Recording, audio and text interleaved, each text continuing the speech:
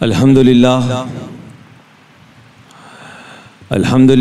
نحمده ونستعینه ونستغفره ونؤمن به ونتوکل علیہ ونعوذ باللہ من شرور انفسنا ومن سیئات اعمالنا من یهدی اللہ فلا مضل له ومن یضلل اللہ فلا ہادی له ونشهد ان لا الہ الا اللہ وحدہ لا شریک له ونشهد ان سیدنا وحبیبنا ومولانا محمدا عبدہ ورسولہ ان اللہ ملائکتہ یصلون علی النبی یا ایہا الذین آمنوا صلوا علیہ وسلموا تسلیما۔ بزرگوں، دوستو اور میری ماں بہنوں، رجب کا مہینہ تو گزر چکا ہے۔ رجب میں شب معراج ملتی ہے اور رمضان میں شب قدر ملتی ہے۔ رجب میں شب معراج ملتی ہے تو یہ معراج کا جو اللہ کے طرف سے جو عنایت ہے اللہ کے رسول صلی اللہ علیہ وسلم کو، تو معراج جو ہے بے شمار کمالات کا یہ معجزہ ہے، بے شمار کمالات کا معجزہ ہے کہ اللہ کے رسول صلی اللہ علیہ وسلم خود وہاں پر روبرو پہنچ کر اللہ کی پاک ذات سے بات چیت کر لی۔ ویسے معراج تو کافی پیغمبروں کو بھی، لیکن جس طریقے سے نبی کریم صلی اللہ تعالی وسلم کو معراج نصیب ہوئی، اس طریقے سے معراج جو ہے کسی پیغمبر کو نصیب نہیں ہوئی۔ اللہ کے رسول صلی اللہ تعالی وسلم جب پہنچے ہیں تو اس موقع پر، معراج کے موقع پہ اللہ تبارک تعالیٰ نے ہم جیسے گنہگاروں کے لیے ایک تحفہ عطا فرمایا، نماز کا۔ یہ نماز کا تحفہ عنایت فرمایا۔ دوسری ساتھ میں اللہ کے رسول صلی اللہ تعالی وسلم کے دل میں غم تھا امت کا، کہ میری امت کا کیا ہوگا، قیامت قریب ہے، گناہ کا زور زیادہ ہوگا، شیطان بھی کثرت سے ہوگے، کیونکہ اولاد کی اولاد شیطان کی چلے آتی ہے، بے شمار شیطان ہوگے اور آخری دور ہوگا، دنیا لگی ہوگی، لوگ مال سے محبت کریں گے، نہ جانے میری امت کا کیا ہوگا۔ اللہ کے رسول صلی اللہ تعالی وسلم کے اس درد کو دیکھتے ہوئے اللہ تبارک تعالیٰ نے یہ بھی وعدہ فرما دیا کہ اے محمد صلی اللہ علیہ وسلم، اے محمد صلی اللہ تعالی وسلم، آپ کو راضی کر دیا جائے گا، آپ کو راضی کر دیا جائے گا، آپ فکر نہ کرے، آپ کی امتوں کی ہم مغفرت کر دیں گے، ہر بندے کی، سوا اتنا ہے کہ ان کو ایک بات پہنچا دو کہ شرک کرنے والا نہ ہو، شرک کرنے والا نہ ہو۔ اگر شرک سے بری ہے تو چاہے سنگین گناہ بھی ہوگا، اس کی مغفرت کرتے ہوئے ہم جنت تک پہنچا دیں گے۔ تو یہ وعدہ ملا۔ تو اس معراج کے موقع پر بھی اللہ تبارک تعالیٰ نے ہمارے لیے مغفرت کے انتظام کر دیے۔ ایک تو یہ، تو رجب میں شب معراج، ساتھ میں بزرگوں سے یہ بھی سنا گیا ہے کہ لوح محفوظ سے لے کر قسمت، چاہے ایمان والا بندہ ہو یا غیر، سارے لوگوں کی قسمت کو اللہ تبارک تعالیٰ سال بھر کا جو احوال ہے فرشتوں کے حوالے کر دیتے، تقسیم کیا جاتا ہے پورے سال کا۔ اب یہ فرشتوں کے حوالے کیا جاتا ہے تقدیر کے معاملے، اور یہ بھی بات برحق ہے اپنی جگہ پر کہ تقدیر الہی کو کوئی تبدیل نہیں کر سکتا، تقدیر الہی کو کوئی تبدیل نہیں کر سکتا سوا کہ اللہ چاہے۔ کبھی کبھی بندہ خیر کے کام کرتا ہے، دعا گریازاری کرتا ہے، نیک اعمال کرتا ہے، لوگوں کی دعائیں لیتا ہے، تو اللہ تبارک تعالیٰ اس کی تقدیر کو خیر کے طرف چلا دیتے ہیں۔ دعائیں لی ہے، خیر کی طرف تقدیر چلتی ہے۔ اور اسی طریقے سے لوگوں کو پریشان کیا، ظلم کیا، اللہ سے معافی نہ مانگی، مخلوق پر ظلم کیا اور بد دعائیں جمع کر دی ہے، تو اس کی تقدیر جو ہے شر کی طرف چلی جاتی ہے۔ تو اللہ تبارک تعالیٰ کی تقدیر کو کوئی تبدیل نہیں کر سکتا۔ یہ الگ چیز ہے کہ نبی کریم صلی اللہ تعالی وسلم نے ایک نسخہ پیش کیا ہے کہ تقدیر الہی کو بدل دینے والی کوئی چیز ہے تو مومن کی دعا ہے، مومن کی دعا۔ تو تقدیر میں جو ہوتا ہے ہو کر رہتا ہے۔ ہارون رشید کا نام زیادہ تر سب نے سنا ہے، ہارون رشید۔ ہارون رشید کا ایک بھائی تھا ہادی، بڑا بھائی ہے، تخت پر ہے، بیمار ہے۔ ہارون جو ہے چھوٹا ہے، ہادی کا ایک لڑکا ہے جوان۔ میں یہ عرض کرنا چاہتا ہوں کہ تقدیر کے معاملے دیکھو، دنیا کس طرح چلتی ہے، لوگ کس طرح محنت کرتے ہیں، لیکن جو اللہ کی جو منظور بات ہوتی ہے وہی ہو کر رہتی ہے۔ تو ہادی بڑا بھائی ہے، لڑکا جوان ہے، ہارون کی شادی ہو چکی ہے اور اس کی عورت جو ہے حمل سے ہے۔ ہادی دل میں سوچتا ہے، دنیا تو دنیا ہوتی ہے، ہادی دل میں سوچتا ہے کہ میرا لڑکا جوان ہے، میں بیمار ہوں، اگر میری موت ہو چکی تو ہارون گدی پر آ جائے گا، ہارون گدی پر آ جائے گا، اور میرا لڑکا جوان ہے، اس کو مہلت نہیں ملے گی۔ دل میں سوچا، اس نے یہ سوچا کہ میں کسی بھی طریقے سے ہارون کو ہلاک کر دوں، کسی قصور کے بنا پر اس کو جیل میں ڈھکیل دوں، پھر دیکھا جائے گا۔ اب جو سوچنا تھا اسی مطابق اس نے کیا، ہارون کو قصور ملیا، ہارون کو جیل میں دھکیل دیا گیا۔ بعد میں اچانک اس کی طبیعت خراب ہوئی، ہادی کی، جیل میں تو بھیج دیا ہارون کو، اچانک طبیعت خراب ہوئی، دل میں سوچنے لگا کہ اگر اچانک میری موت ہو جاتی ہے تو نہ جانے میرا کیا ہوگا، میرے بچے کا کیا ہوگا، میرے اولاد کا کیا ہوگا۔ پھر اس نے جلاد کو تیار کیا، سوچا کہ چلو ہارون کو ختم ہی کر دیا جائے۔ جلاد کو تیار کیا اور کہا کہ دیکھو آج کی رات آدھی رات جا کر ہارون کی گردن کو مار دینا، ہارون کی گردن، اور اتنا تیرے لیے انعام ہے۔ جلاد بیچارہ تیار ہوا تلوار لے کر، آدھی رات جیل میں پہنچا۔ جب جا کر آدھی رات میں جا کر جب دیکھا ہے تو ہارون کل کا ہونے والا بادشاہ جو ہے جیل کی چٹان پر سویا ہے، جیل کی چٹان پر سویا ہے۔ تلوار تو اٹھائی، لیکن تلوار اٹھانے پر دل میں سوچتا ہے کہ کل کا بننے والا بادشاہ، اور اس کو میں قتل کر دوں۔ رحم آیا کہ بادشاہ ہونے کے باوجود جیل کی چٹان پر سویا ہے۔ دل میں درد پیدا ہوا، دل میں خدا کا خوف پیدا ہوا کہ اللہ کو میں کیا جواب دوں گا۔ تلوار میان میں ڈالی، واپس آ گیا۔ دوسرے دن ہادی نے پوچھا کیا ہوا، تو کہا کہ اس طریقے سے ہوا۔ تو کہا کہ ٹھیک ہے، کل کے دن تجھے مہلت دی جاتی ہے، اگر ہارون کی گردن الگ نہ ہوئی تو کسی بھی قصور کے ماتحت تیری گردن کو الگ کر دی جائے گی، تیری گردن کو الگ کر دی جائے گی۔ اب بیچارہ یہ تھے بال بچے والا، ڈرنے لگا کہ نہ جانے اگر اس طریقے سے ہو چکا تو میرے چھوٹے چھوٹے بچے، میرے بچوں کا کیا ہوگا، میرے بچوں کا کیا ہوگا۔ دوسرے دن تلوار لے کر جیل میں گیا اور دل میں اللہ سے دعا کرتا ہے کہ اللہ میرے معصوم بچے ہیں، میری جان پر خطرہ آ چکا ہے، اس لیے میں یہ کام کو کر رہا ہوں۔ اے اللہ اگر مجھ سے اگر خطا ہو جائے تو میری اس خطا پر تو پکڑ مت کرنا، میں بھی مجبور ہو، میرے بچے چھوٹے ہیں۔ تلوار یہ لے کر نکلا ہے، جیل میں جب پہنچا ہے آدھے راستے پر پہنچا، دیکھو قدرت کا نظام، آدھے راستے پر پہنچا اور اچانک محل میں آواز شور کی آنا شروع ہو گئی، بما بم کی آواز محل میں آنا شروع ہو گئی۔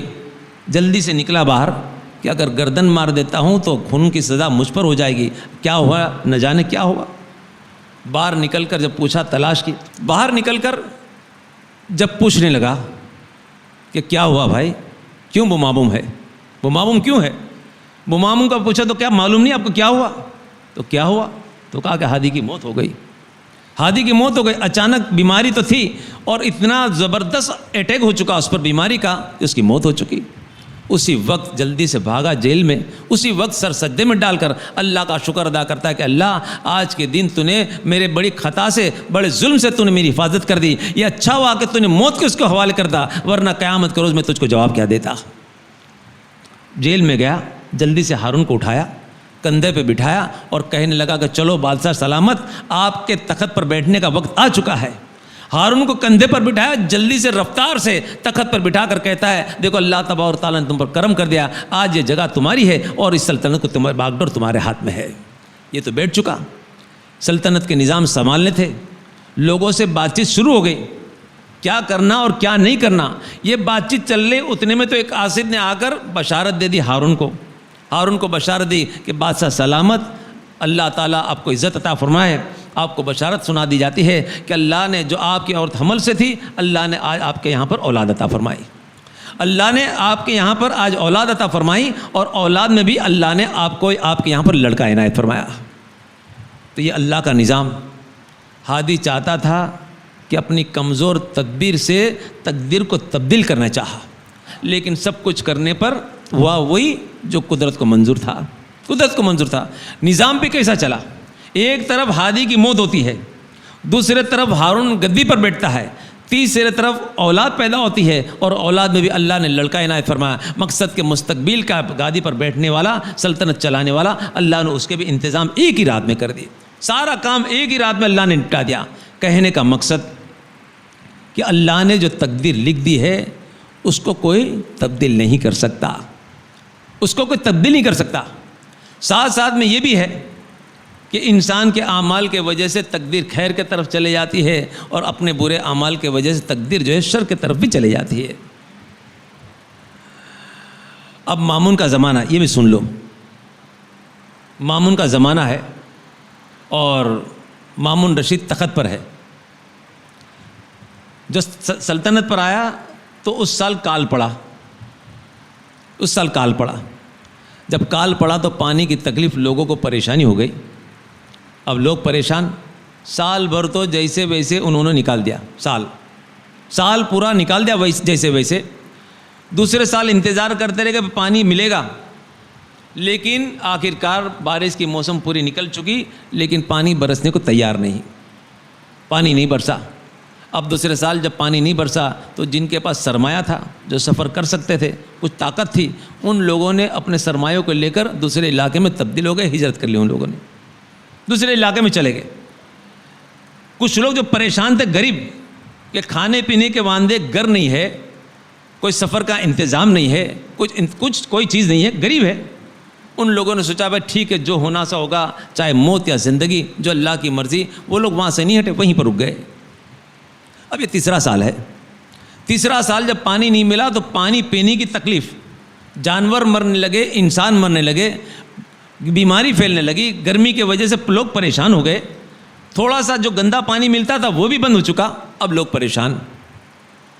لاشیں جب گرنے لگی اولاد کی، بیماری کی وجہ سے اور پانی کی قلت کی وجہ سے، تو 3-4 بچوں کی جب موت ہوئی تو ماں باپ نے کیا کیا، اپنی اولاد کو اٹھا کر جا کر دربار میں پیش کر دیا، مامون کے دربار میں پیش کر دیا کہ دیکھو یہ حالت ہے، بادشاہ سلامت بتاؤ کہ ہم کیا کریں۔ آخرکار یہ سب دیکھا منظر تو پریشان ہو گیا مامون نے یہ منظر کو دیکھ کر پریشان ہو گیا، جواب نہ دے سکا، صرف آنکھوں میں تھوڑے آنسو تھے اور مطلب آنسو کے ذریعے سے جواب دے دیا کہ میں مجبور ہوں، یہاں پر کچھ نہیں کر سکتا میں۔ اب رات ہو چکی، صبح بچوں کی لاش دیکھ کر اس کا دماغ جو ہے کرکرا ہو چکا تھا، پریشان، اب کیا کروں؟ اللہ کے سامنے روتے رہا آدھی رات تک۔ آدھی رات کے بعد جب بستر پر آیا تو بیچارہ غلام بھی تھک چکا تھا، غلام آدھی رات تک انتظار کرتے رہا، پھر پنکھا جلنا شروع کیا۔ پنکھا جلنے کے بعد کافی دیر تک پنکھا جلتے رہا، لیکن آنکھ سکون پانے کو تیار نہیں، آنکھ بند ہونے کو تیار نہیں۔ آخر کا غلام نے بھی دیکھا کہ بادشاہ مامون جو پریشان ہے، اب یہ غلام جو ہے بزرگوں کی خدمت میں بیٹھنے والا تھا، کافی اچھی باتیں اس نے سیکھ لی تھی۔ غلام نے کہا کہ بادشاہ سلامت، میں ایک قصہ بولنا چاہتا ہوں، ایک قصہ سن لو، ہو سکتا ہے کہ اللہ تبارک تعالیٰ اس قصے کے ذریعے سے تم کو سکون پہنچا دے۔ کہا کہ کیا ہے؟ کہا کہ دیکھو، ایک حکایت پیش کی اس نے، حکایت۔ کہا کہ ایک جنگل تھا، وہاں پر شیر تھا، ایک جنگل میں شیر تھا اور کافی جانور تھے۔ شیر کے قریب ایک سسے کی مادہ وہ رہتی تھی، شیر کے قریب غار کے پاس سسے کی مادہ تھی، وہ رہتی تھی، اور ایک معصوم بچہ چھوٹا سا، یہ وہاں رہتے تھے۔ ایک دن سسے کی مادہ کے دل میں یہ خیال پیدا ہوا کہ قریب کے جنگل میں میرے رشتہ دار رہتے ہیں، تو کم سے کم ایک بار میں ان کی ملاقات تو کر لوں، دل میں سوچا۔ لیکن پھر سوچتی کہ میرا معصوم بچہ، اس کو کہاں رکھوں؟ آخرکار تلاش کرتے کرتے دل میں یہ بات پیدا ہوئی کہ شیر جو ہے دل کا اچھا ہے، جنگل کا راجا ہے، اور اس سے بڑھ کے میرے بچے کی کون حفاظت کرے گا؟ دل کا اچھا شیر ہے۔ اب اسی نیت سے وہ شیر کے پاس گئی اور اپنی بات کو پیش کی کہ اس طریقے سے ہے۔